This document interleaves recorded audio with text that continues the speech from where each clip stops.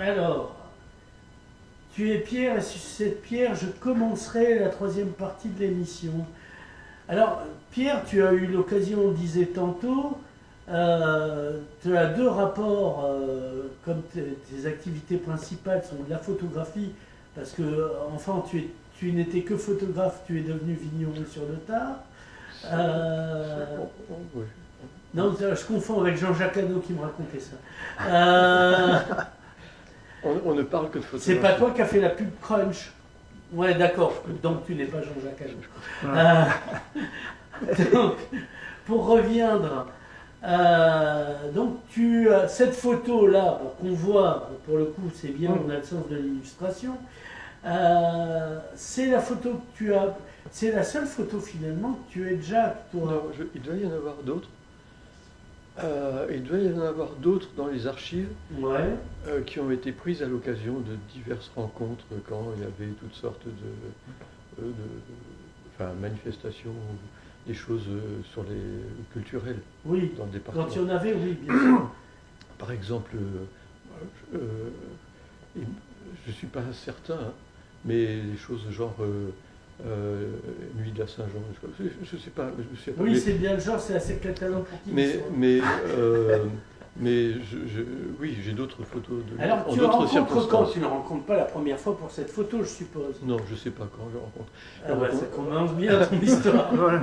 Rencontrer. C'est un effort, parle plus fort mais sans t'émouvoir comme il disait. Non, mais on s'est rencontrés, comme je te le dis là, dans ces diverses situations où tous les gens qui étaient un peu acteurs de la culture là, dans le département étaient présents.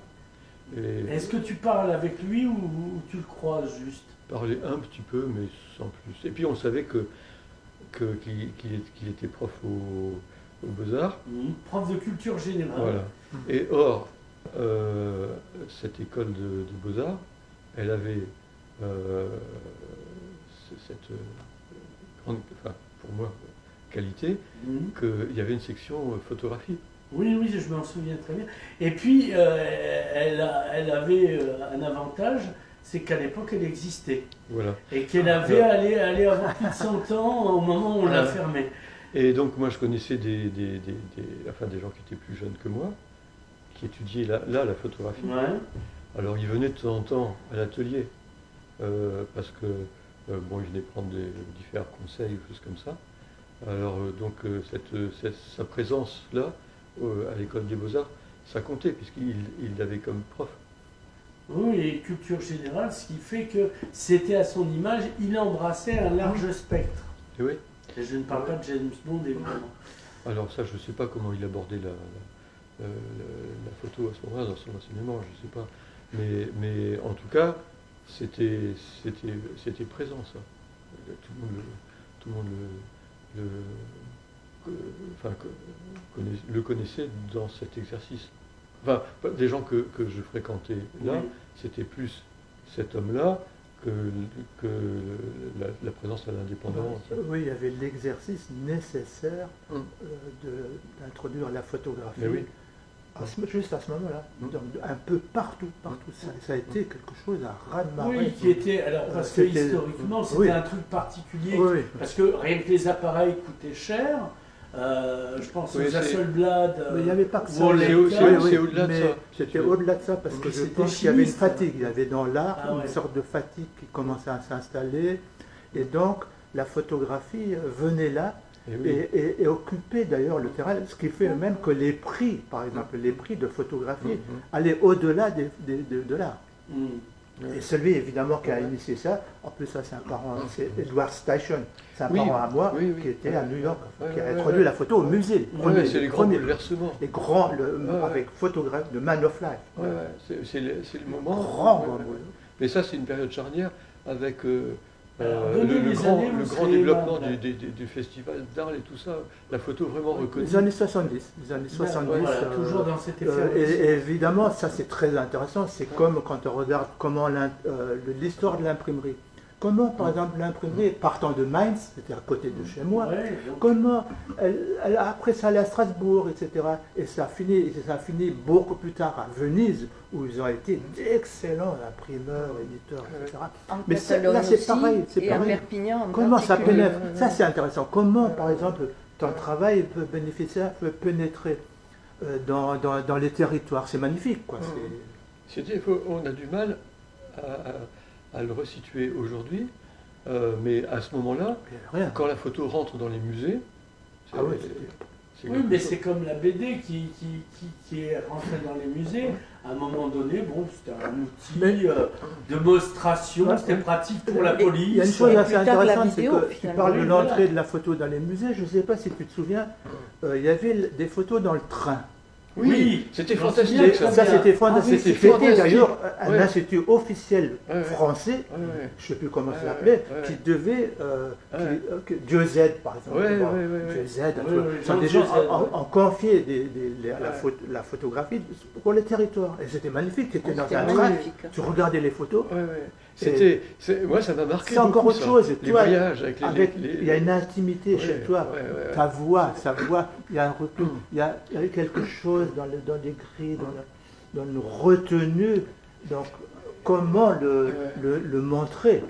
Mais là, ça tu parles les photos dans les compartiments de train. Ah, ça c'était une merveille. Parce que le compartiment, c'est un lieu assez intime. Il y en avait 4, il y en avait souvent. De chaque côté. De chaque côté. Et des paysages, c'était la France rurale. Bien encadré. C'était uniquement la France rurale. Alors c'était poétique, c'était plein de douceur. Dans le rural pour les trains, c'est aussi un des photographes de Dali. Oui, non, mais Dieu Z, c'est fantastique. Dieu Z, c'est un photographe. Jean Casagan, vous connaissez peut-être. Ça explose. Et puis, il était le premier à faire une galerie. Oui, à Toulouse, c'est-à-dire que ça a commencé à Toulouse. Très grande exposition. Ça a commencé à Toulouse avant qu'il y ait des galeries de photos. Tu es allé la voir? Le château d'eau. Oui, évidemment, le château d'eau, c'était Et quand on va au château d'eau, enfin moi je suis pas allé d'un moment, quand on regarde le catalogue des gens qui sont passés là, c'est impressionnant. Moi j'ai rencontré Dieu Z, j'étais émerveillé de voir l'homme à la fin de sa vie. Alors il veut poser une question. Oui. Alors on avait un titre d'interview aujourd'hui qui était « Le mieux possible, ça échappe aux gens ». Ça échappe, c'est au-dessus de nous. C'est une phrase de Richard Mille. Et qui n'est pas là. Ah si, il est là. Et donc, qu'est-ce que vous pensez de cette phrase? Finalement, elle est magnifique, elle est terrible en même temps. Qu'est-ce que vous pensez de cette phrase? Alors, redonne-la. Le mieux possible, ça échappe aux gens. Alors, ça échappe...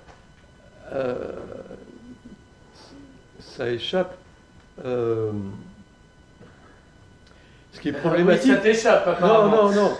Non, ça échappe, c'est-à-dire, il y a deux dimensions. Oui. Moi, je pense que ça nous échappe à tous, parce que c'est au-dessus de nous.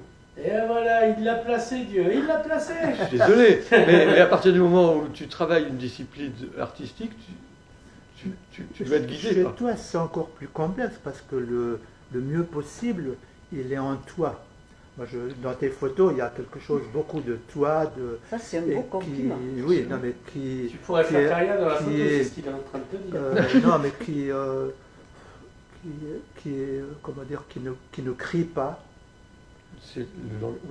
Qui ne crie pas, mais qui est une grande vérité. Il y a beaucoup de grandes vérités, un regard comme ça sur les choses. Et donc, ce qui fait que quand on les regarde, c'est comme un nuage. Pour moi, tes photos sont des sortes de nuages. Il y a quelque chose que tu as mis en place, qui se fabrique, qui est là, et qu'on n'arrive pas toujours à cerner. C'est parce que il n'y a pas d'effet d'annonce. Il y a toi. Et alors, on a passé quelques jours. J'ai un ami d'enfance avec qui j'ai commencé à photographier. Alors, on était sur les bancs d'école. Hervé Tardy, il avait fait une grosse maison d'édition, il s'est arrêté. Mais alors lui, il avait créé un service d'édition à Gamma, il avait travaillé à Magnum, tout ce monde de la presse, donc il était venu là. Et on a beaucoup parlé de ce langage photographique la semaine passée. On a passé quelques jours à la maison.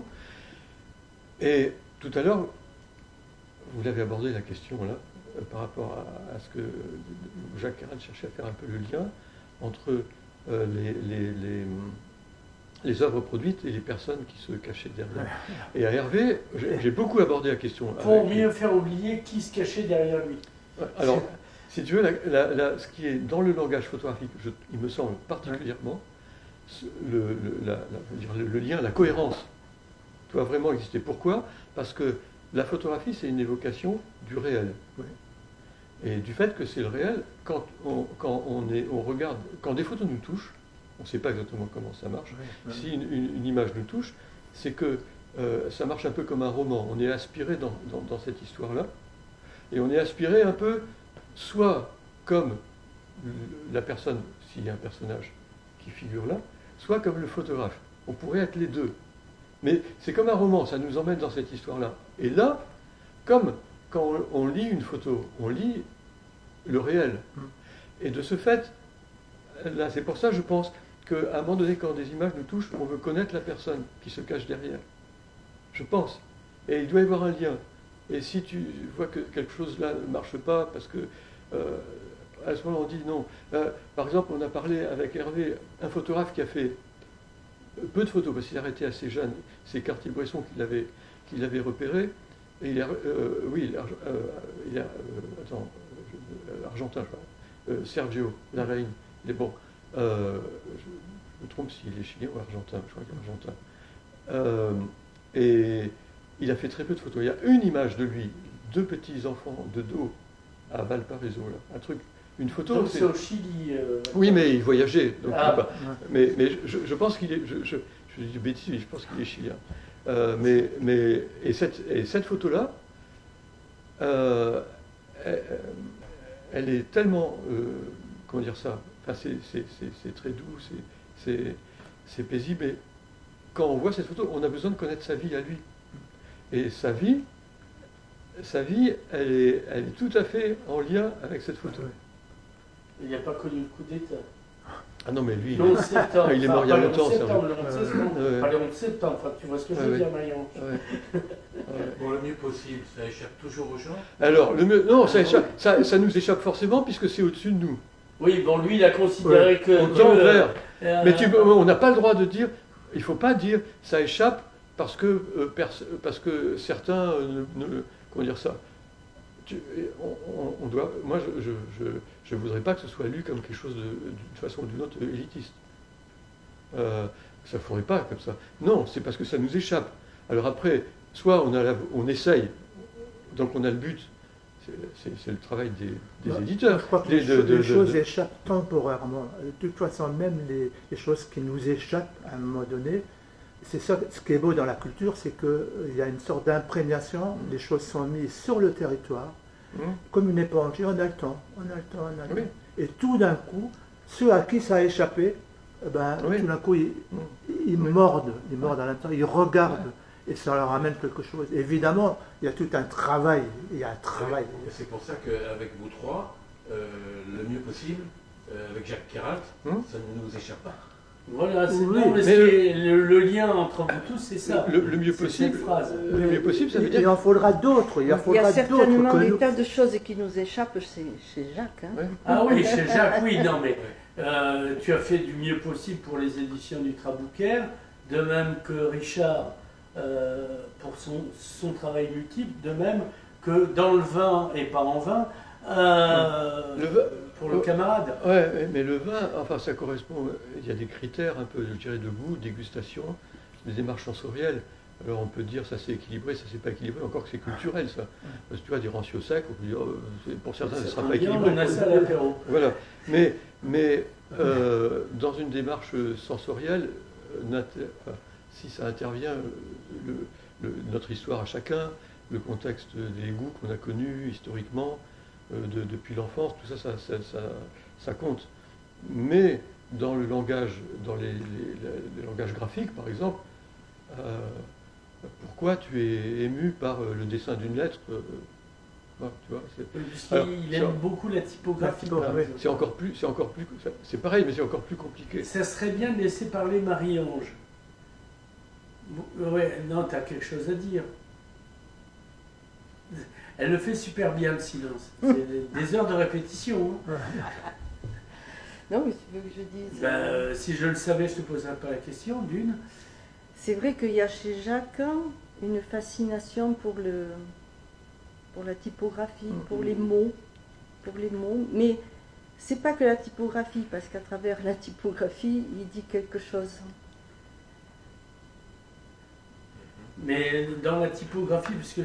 Mais il n'a pas fait que ça. Non, mais alors... Moi, j'aime beaucoup son recueil de textes qu'il a publié. Sense Reforce del Scalp. Sense Recanse de l'Escalp, qu'il a publié à Barcelone, à Ibres d'Ormai, qui, à mon avis, est un très très beau recueil de textes. C'est le premier livre qu'il m'a offert, d'ailleurs. Et dans lequel on le retrouve, on le trouve bien. Il y a chez Jacques une recherche des origines. Pour lui, parce que Richard a beaucoup parlé du territoire, Jacques était très, très ancré dans son territoire, mais il disait toujours « Espace perché sem d'aquí, que no coneixem el que és d'allà ». Voilà, il y a toujours chez lui cette ambivalence entre enraciné ici, les pieds ici, mais la tête vers ailleurs, vers le mieux possible. Ce qu'il appelait l'ultra-local universel. L'ultra-local et l'universel, notion qu'il partageait d'ailleurs avec Patrick Giffray, son compère, comparse. Qui est aussi éditeur. Voilà, bon, enfin pas que d'ailleurs, mais... C'est un très très grand poète, Patrick Giffray, et il avait avec Jacques Queyral des relations vraiment privilégiées. Ils étaient tous les deux comme deux dandys, un peu moqueurs, ils regardaient un peu ce qui se passait dans ce pays, ils observaient, ils faisaient leurs petites réflexions, voilà. Petite réflexion très, très dynamisante, disons, voilà. On en sortait toujours quelque chose. Bon. Richard, le mot de la fin? Le mot de la fin. Par exemple, on parlait de typographie, de choses comme ça. Voilà encore quelque chose. Ça m'intéresse beaucoup. Voilà une chose qui est apparue dans toute la France. On parlait tout à l'heure. Qu'est-ce qui s'est passé comme raz-de-marée pour la photo? Ça s'est produit dans toute la France avec la disparition de l'héraldique, de tous les écussons qui sont produits par les régions, etc. Il a fallu montrer la movida, le mouvement, etc. Toute la France, dans toute la France, on a eu ce phénomène. Et même, par exemple, des artistes, Charles-Élie Couture a eu un fric fou en Lorraine pour refaire l'écusson de Lorraine avec les trois canards. Enfin, mais il fallait que ça bouge, qu'il y ait du geste et des choses. Voilà. Et donc c'est en train, par exemple, de redisparaître doucement. Parce que heureusement, c'est remis au goût du jour par la mairie de Perpignan. Non, mais il y a du bruit, il y a des choses comme ça. Maintenant, on va revenir un peu comme le drapeau espagnol vers nouveau le côté puissant, quoi, des nations, des régions, des trucs comme ça. Il va falloir fouiller comme ça dans les archives pour effacer ça et remettre des choses. Voilà comment ça se passe un peu. Voilà le melting pot, le remue-ménage. Nous sommes de cela, pourvu que d'autres viennent. Ils sont déjà là, on ne les connaît pas nécessairement. Et que ça continue. Bien sûr. Moi, je voudrais dire quelque chose. Pierre ne nous a pas expliqué finalement comment il avait pris la photo. C'est bien, bonne idée. Parce que Pierre, c'est du genre, tu vois, à écarter le genre de tout. Tu vois, heureusement qu'elle était là. La première dame soulève le poil et la deuxième la coupe avant qu'il ne se rétracte. On nous appelle à nous deux les gilets de G2. Allez, Bon, on l'a évoqué tout à l'heure. Non, mais on a évoqué cette. Mais je ne sais pas si tu as enregistré à ce moment-là cette série. Pas justement. Cette série de portraits d'auteurs Amdit, qui étaient dans le département. Oui. Non mais raconte-nous la séance. Ah, la séance. Le rapport. Non, la séance. Non, ce qui est là, bon. Il t'a parlé ou il t'a méprisé? C'est dans le contexte. C'est dans le contexte d'une série de portraits d'auteurs. Ouais. Donc là, tu les citeras par la suite. La séance. Alors, une séance. La réalisation d'un portrait photographique nécessite d'emblée d'être, comment dire ça, un peu définie. Ouais. La méthode n'est pas la même si tu réalises un portrait avec une chambre photographique de 13,8 ou 25. Oui, parce que c'est de l'argentique. Parce qu'il faut, oui, faut le rappeler aux gens. Non, mais ça se passe dans les années, je sais pas, ça doit être 80. Est-ce que ton appareil photo, c'était un truc à souffler, par exemple? Non. T'avais quoi comme appareil à l'époque? Non, parce que là... Oui, c'est les années 90. Ça, voilà, comme avec les années 90. Il ne fallait pas que ça dure des heures, tu peux pas... Bon. Donc, justement, si on s'était connus historiquement depuis très longtemps, on avait parlé longtemps, à ce moment-là, peut-être, je lui aurais demandé d'accepter cette espèce d'épreuve, de rester pendant... Tu sais, si tu fais une photo avec une chambre de grand format... Non, mais si tu fais une photo avec un appareil de grand format, tu vas rester en vis-à-vis pendant des minutes. Hein, parce que c'est très technique, si tu veux, mais le modèle est assis dans un siège où il est debout, mais il ne doit pas bouger, parce que dans ta grosse chambre, tu vas régler la mise au point, la distance qu'il y a entre ta grosse chambre et le modèle, et une fois que tu as fait cette mise au point, il ne doit plus bouger, parce que tu vas mettre le film, c'est un gros châssis, et s'il bouge, ce ne sera pas net. Voilà. C'est le temps de... Enfin, ce sera pas net, ce sera flou sur la question mise au point. Et après... Et le temps de cuisson pour les premiers... Alors, non, le temps de cuisson, c'est pas... Bon, on dépose un peu lente, ça peut être un quart de seconde par là, mais surtout, c'est que la personne, elle doit rester à même distance, et t'en fais peu. Et donc, chaque photo que je dirais, on va quand même dire instantanée, même si c'est un quart de seconde, un quart huitième de seconde, nécessite beaucoup de concentration. Et donc, tu vas rester en vis-à-vis comme ça. C'est dense, hein, parce que la personne, elle fixe l'objectif, elle sait que toi, tu la regardes, et tu vas déclencher un moment donné. Il y a une espèce d'intensité due à cette épreuve du temps. Bon, ça, c'est photo en grand format. Ça, c'est des portraits faits en petit format, assez spontanés, bien que ce soit à l'atelier là que j'avais. Mais ça, c'était assez spontané, c'est-à-dire que j'ai pas fait beaucoup de photos, mais assez rapidement, quoi. Si tu veux. Vous avez bien saisi le regard. Oui. Et j'en ai une autre de lui où il a cette espèce de sourire malicieux. Mais là, bon, j'ai choisi celle-là. J'aurais dû choisir l'autre. Il a un sourire très très particulier. Très particulier. Avec un petit peu de malice, quoi, qui est très amusant. Oh, plus dans le sourire, mais beaucoup plus à Oui, dans les yeux. Mais pourquoi? Je sais pas, peut-être que le geste me plaisait bien. Non, parce qu'on est une période où on ne rit pas, alors il fallait bien qu'on vit.